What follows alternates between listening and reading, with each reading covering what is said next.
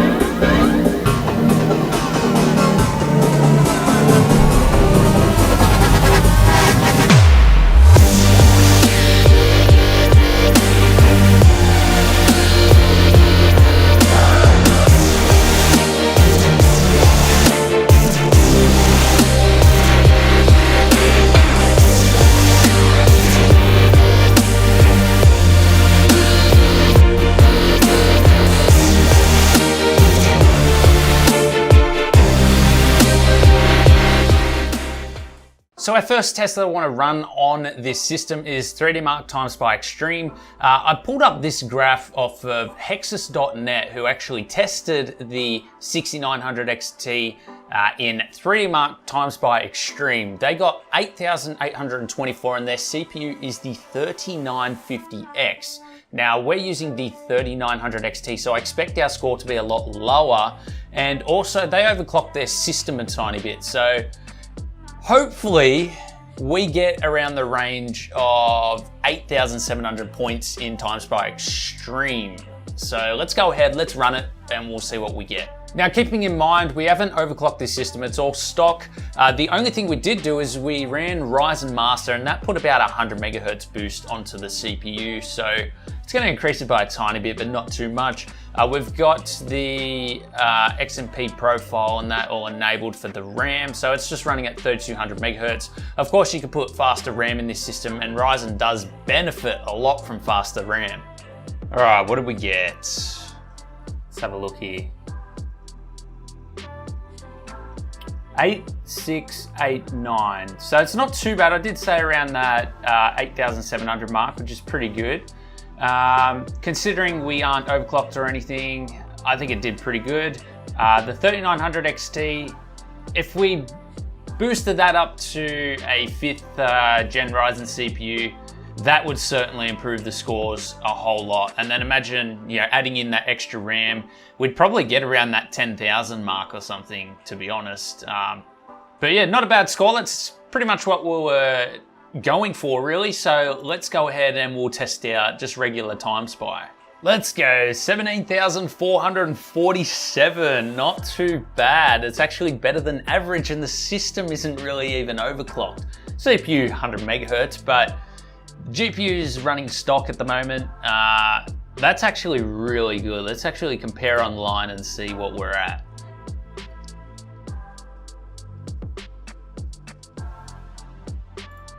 Not too bad, not too bad. Premium gaming PC, so that'd be the top end components. Better than 99% of our results, so fairly happy with where we're at. Definitely if we got the new CPU in there, maybe some better RAM, this would 100% be up there in that premium gaming PC category.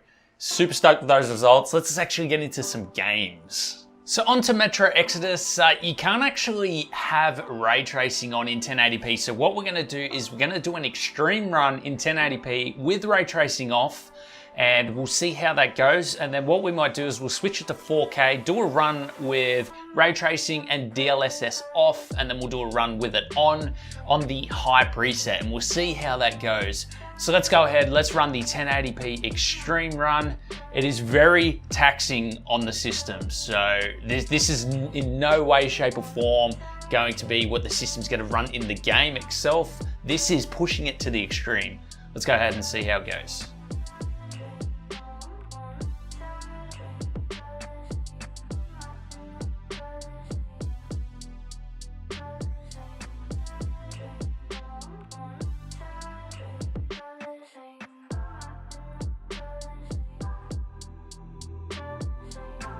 All right, what's the final score?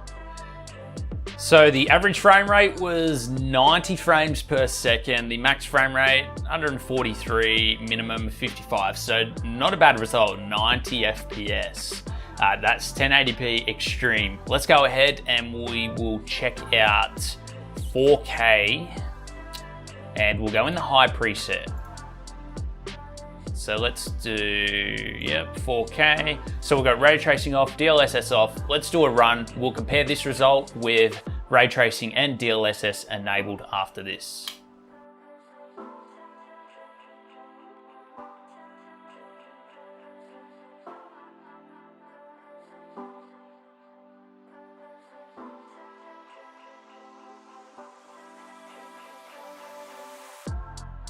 There we go. So we've got an average frame rate of 59 FPS, just missing that 60 FPS sweet spot. So that is in 4K, pretty much 60 FPS. High preset with tessellation and everything on. Ray tracing off. So if we turn DLSS and ray tracing on, I'm expecting this frame rate to be probably in the 40s, to be honest. So let's go ahead and give that a go. If we turn ray tracing on ultra, and we'll turn DLSS on, and then we'll hit run. Let's give that a go and we'll see how it performs.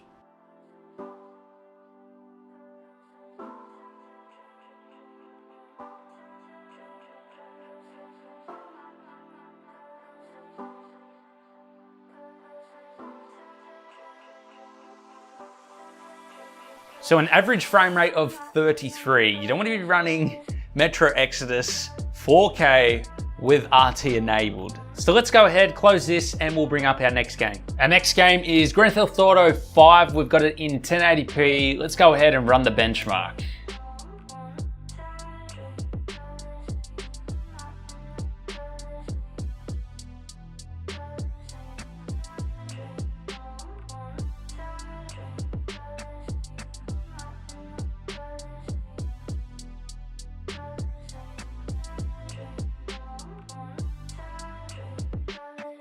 So that was a pretty interesting result. We saw around 120, 130 FPS average. Let's go ahead and run 4K and see what we can achieve.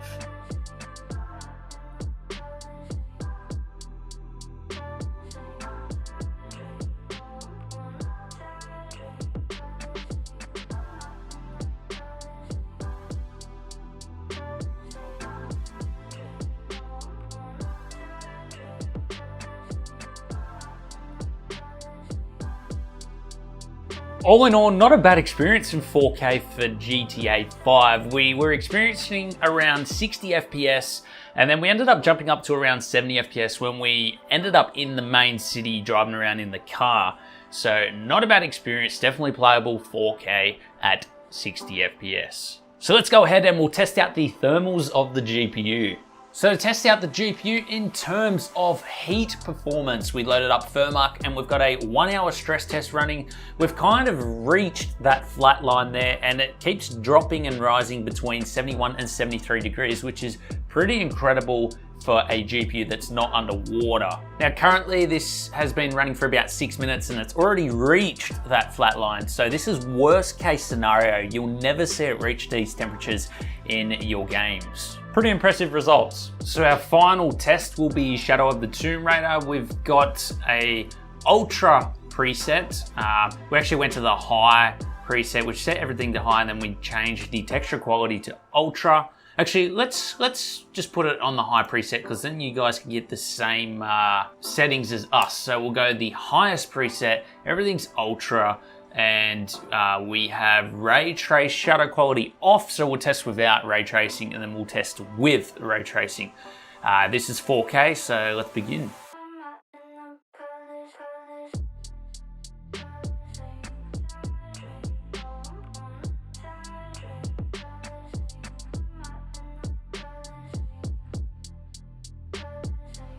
And there we go, we have an average FPS of 84. So let's go ahead and we will turn ray trace shadow quality onto ultra. And then we'll run the benchmark again and see if we can beat that 60 FPS mark that we're after.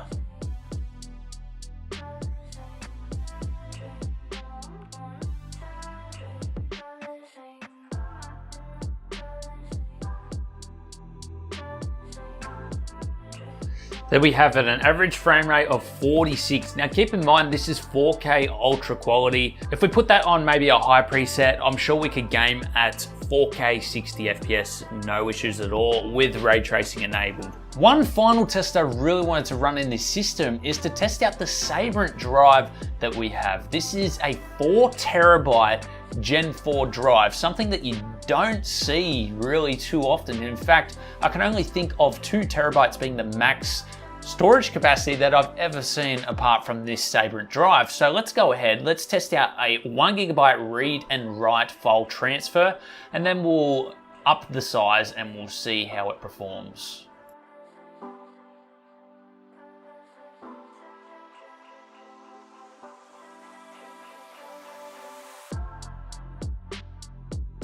Not bad results at all. So I suppose this would be rated at 5,000, 4,000 for the read and write for a 4 terabyte stick. Not too bad. Let's go ahead and we'll try a bigger file size. Let's try 32 and we'll see how we go.